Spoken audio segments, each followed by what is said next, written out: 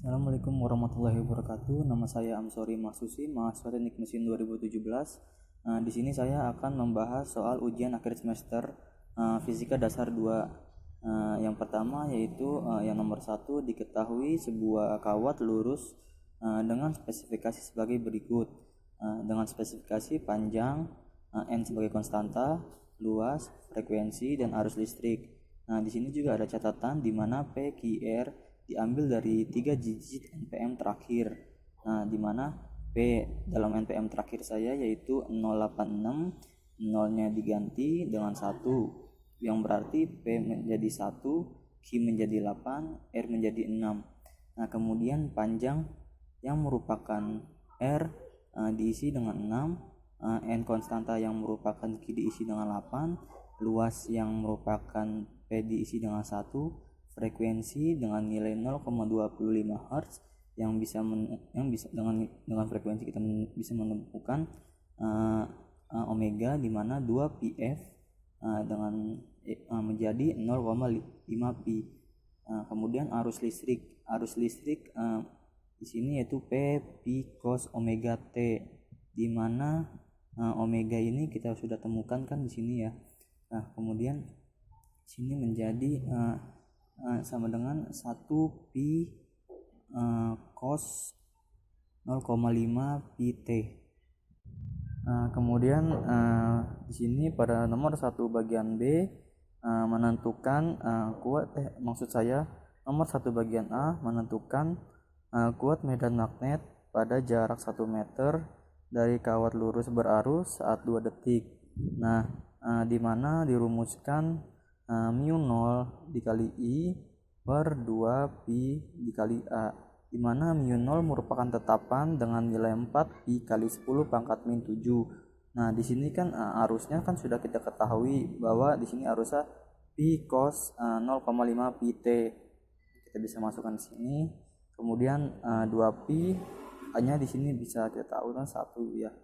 Nah, kemudian menjadi 2 pi kali 10 pangkat min 7 cos 0,5 pi dikali 2, dan menghasilkan minus 2 pi kali 10 pangkat min 7. Kemudian dilanjutkan nomor 1 bagian B, di mana menentukan kuat medan magnet di pusat jika kawat lurus dibuat lilitan hingga menjadi solenoid saat 2 detik. Nah, di sini dirumuskan mu 0 dikali I dikali N per L sebagai panjang. Mu 0 kan di sini kita udah tahu ya kalau mu 0 ini tetapan mempunyai nilai 4 pi kali 10 pangkat min 7. Kemudian I adalah arus dan N. Nah, kemudian di sini bisa kita taruh 4 pi kali 10 pangkat min 7 dikali pi cos 0,5 pi T dikali 8 per panjangnya di sini bisa kita ketahui tadi ya 6. Oke, 6 di sini menjadi sama dengan 4 pi kali 10 pangkat min 7 pi cos 0,5 pi, kan T-nya di sini 2 detik ya. 2 dikali 8 per 6 ya. Kemudian menjadi minus 5,3 pi kuadrat kali 10 pangkat min 7 Tesla. Kemudian kita bahas bagian C, di mana dalam bagian C ini menentukan besar induktansi jika kawat lurus dibuat lilitan hingga menjadi solenoid. Nah, kemudian di sini dapat dirumuskan mu 0 dikali N kuadrat dikali A per L, di mana L ini panjang ya, bisa kita ketahui seperti sebelumnya. Kemudian 4 pi kali 10 pangkat min 7, N-nya di sini kan kuadrat ya. Karena diketahui N-nya di konstanta adalah 8, kemudian A-nya adalah 1 dan panjang adalah 6. Sama dengan 42,6 pi kali 10 pangkat min 7. Kita lanjut ke bagian D, di mana bagian D ini menentukan energi induktansi solenoid tersebut saat 2 detik. Nah, dapat dicari dengan rumus ini, yaitu setengah dikali L dikali I kuadrat. Nah, dimana dapat dimasukkan ke sini setengah dikali ya L di sini. L-nya kan di sini kan kita menemukan L-nya itu hasilnya itu 42,6 pi kali 10 pangkat min 7. Nah, sini kan ada L. Kemudian kita masukkan di sini 42,6 pi kali 10 pangkat min 7 dikali I-nya ini arus ya, yang sudah kita ketahui pi cos 0,5 pi kan di sini ada T. T-nya itu kan 2 detik ya, kali 2. Nah, kuadrat. Karena di sini kuadrat. Nah, kemudian menghasilkan 21,3 pi kali 10 pangkat min 7 minus pi kuadrat joule. Nah, kemudian kita melanjutkan nomor bagian E, nomor 1 bagian E, menentukan besar gaya gerak listrik maksimum yang berubah hanya terhadap sudut. Nah, gaya gerak listrik maksimum yang berubah hanya terhadap sudut. Nah, sini kita bisa rumuskan N dikali B dikali A dikali omega. Nah, tadi kan kita sudah temukan ya omega dan B-nya ya. Di sini kan B-nya kan kita temukan 5,3 pi kuadrat dikali 10 pangkat min 7. Nah, kemudian omeganya kita temukan di sini 0,5 pi. Maka kita bisa masukkan di sini yaitu E-nya adalah 8 konstanta, B-nya adalah minus 5,3 pi kuadrat kali 10 pangkat min 7, A-nya adalah 1 dan omeganya adalah tadi kita ketahui 0,5 pi. Nah, menghasilkan 21,2 pi pangkat 3 kali 10 pangkat minus 6 volt. Kemudian nomor 1 bagian akhir di sini adalah nomor 1 bagian F, di mana menentukan besar gaya gerak listrik maksimum yang berubah hanya terhadap arus. Nah, kalau di E kan terhadap sudut, kalau di F kan terhadap arus.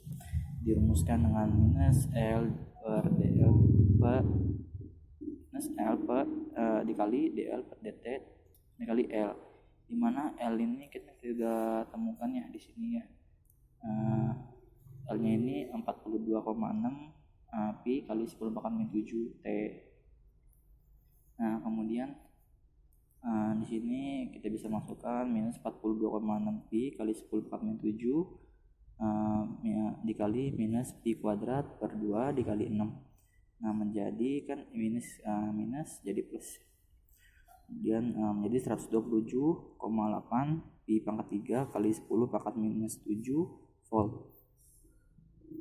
Nah, kemudian yang kedua yaitu jelaskan klasifikasi material magnetik beserta kurvanya.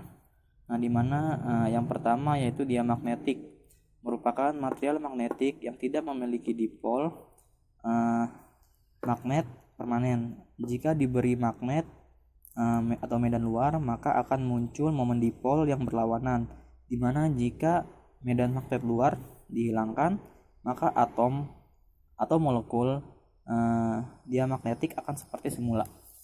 Jadi pada intinya bahwa diamagnetik itu tidak memiliki dipol. Jika diberi medan magnet, maka akan muncul momen dipol yang berlawanan, tapi kalau dihilangkan akan seperti semula. Nah, kemudian nih kita bisa lihat nih, mereka diamagnetik tidak memiliki momen dipol.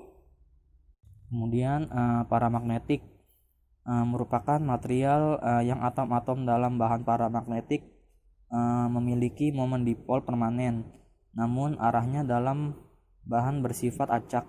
Jika tidak ada medan magnet luar, maka magnetisasinya 0. Nah, kemudian dipol magnetiknya menjadi searah namun tidak teratur.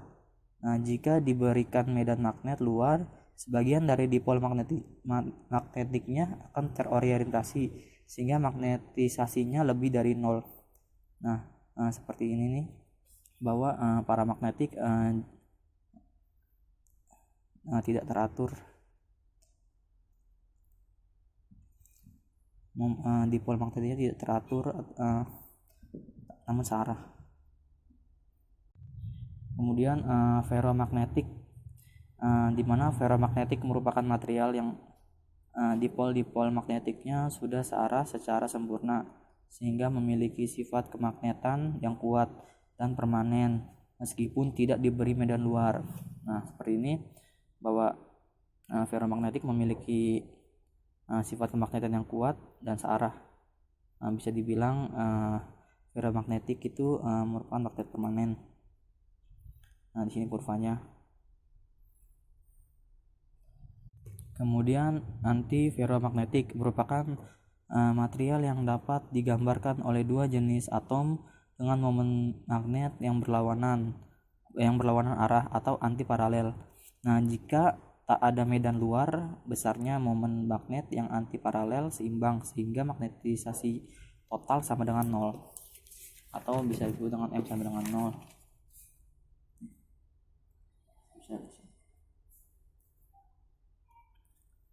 Nah, yang terakhir itu yaitu ferrimagnetik, di mana pada material ferrimagnetik momen magnet masing-masing atom tidak sama sehingga memiliki magnetisasi spontan M walaupun tanpa adanya medan magnet luas. Material ferromagnetik. Ya, terima kasih. Itulah pembahasan soal ujian akhir semester Fisika Dasar 2 dari saya. Maksusi, kurang lebihnya mohon maaf. Wassalamualaikum warahmatullahi wabarakatuh.